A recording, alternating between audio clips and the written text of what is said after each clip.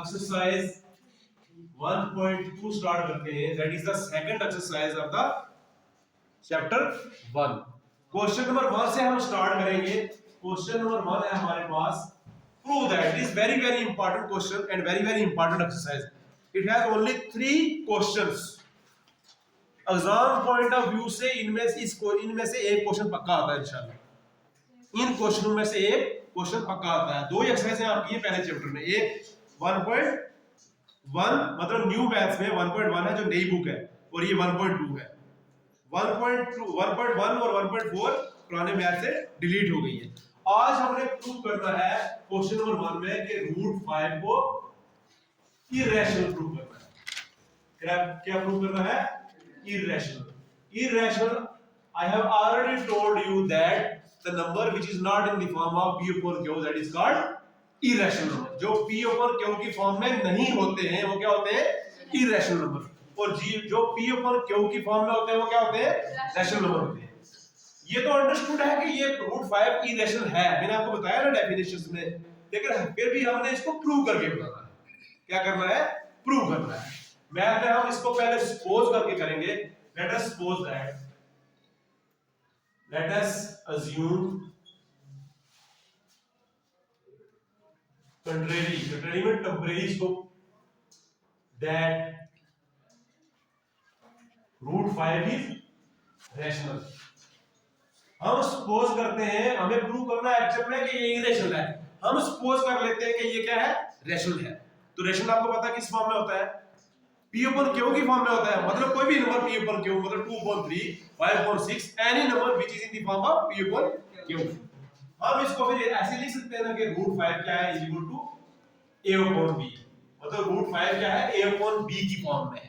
Means root 5 rational है तो ये इसी मतलब डिनोमिनेटर की फॉर्म में होगा। मतलब a upon b या 2 upon 3 या p upon q, मतलब इस फॉर्म में होगा। इस फॉर्म वाला नंबर हमेशा रैशनल होगा। हमें सपोज किया है कि ये रैशनल है। एक्चुअल में प्रूव क्या करना है कि ये इरेशनल है। हमने सपोज किया ये क्या है? रैशनल है। ए और बी क्या है? ए एंड बी कोप्राइम है। ए एंड बी कोप्राइम है। कोप्राइम कौन से नंबर होते हैं? जिनका कॉमन फैक्टर 1 होता है। जैसे मैं आपको बताता हूं 2 into 1 है ना, और 3 into 1 है। इनमें कॉमन क्या है? 1। ऐसे नंबर जिनका कॉमन नंबर 1 होता है that is called the coprime number. याद रखना, आपको डेफिनेशन आ सकती है। Any number which has only 1 as a common number is called coprime number. याद रखना, ये शॉर्ट आंसर में 1 नंबर का आ सकता है कोप्राइम नंबर। ठीक है। अगर ये क्या है? ये root 5 equal to a upon b। अब b को इस साइड लाओ, which implies root 5 is equal to 20 इधर मल्टीप्लाई हो गया, और r इधर क्या बचा? a बचा। ठीक है। अब हम इसको स्केल करते हैं दोनों साइड। Root 5 into B. थोड़ा सा ये जितने भी इस एक्सरसाइज के जितने भी क्वेश्चन है ना, थोड़ा सा पहले क्वेश्चन का मेथड अलग है, बाकी सब का सेम। सिर्फ पहला क्वेश्चन थोड़ा सा अलग तरीके से करना है। बाकी जो नीचे वाले जितने भी प्रूव करे ना हमने इरेशनल नंबर, वो सब का मेथड सेम है। एक करोगे आप, बाकी सारे प्रूव कर लोगे इंशाल्लाह। क्या करना है? स्केल करना है दोनों साइड्स को। Scaling both side. स्केल किया हमने, इसको भी स्केल किया। जब इसको इसका स्केल और रूट कैंसिल हो जाएगा, स्केल और रूट कैंसिल हो जाता है हमेशा, तो पीछे क्या बचेगा? 5b scale, which implies 5b scale. तो इधर क्या आ जाएगा? a scale. यहां से b स्केल रखेंगे, 5 को पार ले जाएंगे तो डिविजिबल हो जाएगा a स्केल 5 से। अगर हम इसको क्या लिखे? अगर हम इसको ऐसे लिखे r b scale is equal to a scale upon 5, a scale 5 से डिविजिबल है ना। स्टेप ये लिखने की जरूरत नहीं है। मतलब अगर b यहां रखें तो ये मल्टीप्लाई में 5 जगह डिवाइड हो जाएगा a से। तो इसका मतलब यहां पे हम रीजन लिखेंगे a scale is divisible by 5। a scale किससे डिविजिबल है? 5 से। अगर किसी भी नंबर का स्केल डिविजिबल होता है किसी नंबर से, तो उसका सिंपल नंबर भी डिविजिबल होता है 5 से। जैसे मैं कहता हूं कि 10 5 से डिविजिबल है, 5 दूनी 10 होता है, तो 10 का स्क्वायर भी 5 से डिविजिबल होगा। 10 का स्क्वायर क्या होता है 100, 10 into 10 100, ये भी 5 से डिविजिबल होता है। चेक कर सकते हो। अगर 10 5 से डिविजिबल है तो 10 का स्क्वायर भी 5 से डिविजिबल है। इसी तरह से ये रीजन ये है, अगर a स्क्वायर 5 से डिविजिबल है तो a भी 5 से डिविजिबल होगा। Therefore a is also divisible by 5। इसको आप पहला रीजन मानोगे, क्या करोगे, पहली इक्वेशन दोगे इसको, ठीक है। अब हम क्या करते हैं, late a equal to 5c, क्या करते हैं, late a equal to 5c, मतलब जहां पे a है वहां पे 5c पुट करेंगे, जहां पे a है। करो जरा, क्या आएगा, 5b का square, 5b square is equal to a square की जगह हम a की जगह 5c लिया ना, तो बेसिकली a स्क्वायर है, मतलब 5c का स्क्वायर हो जाएगा।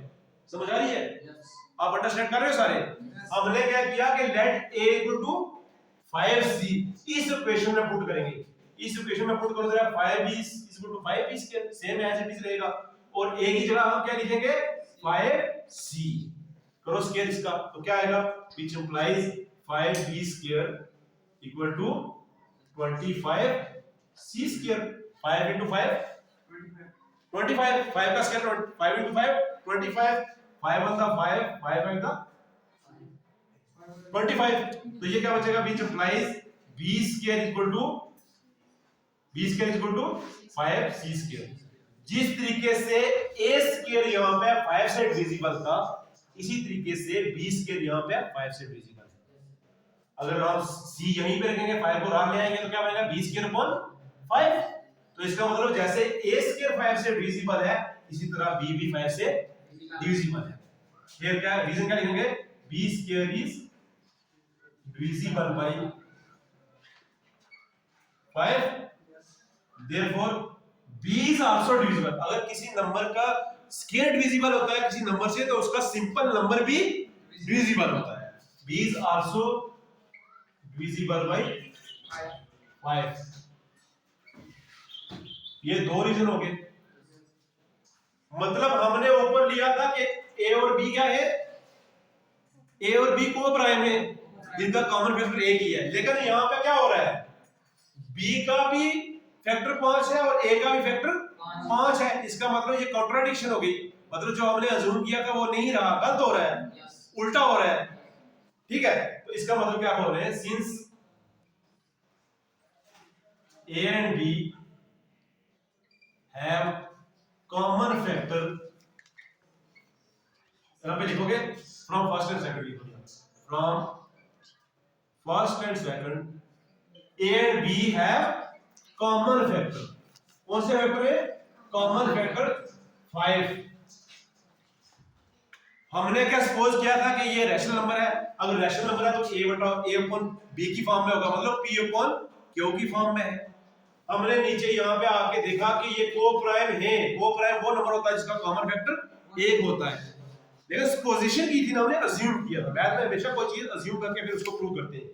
लेकिन नीचे आके हम देख रहे हैं कि a का भी फैक्टर 5 है, b का भी फैक्टर, कॉमन दोनों का फैक्टर 5 है।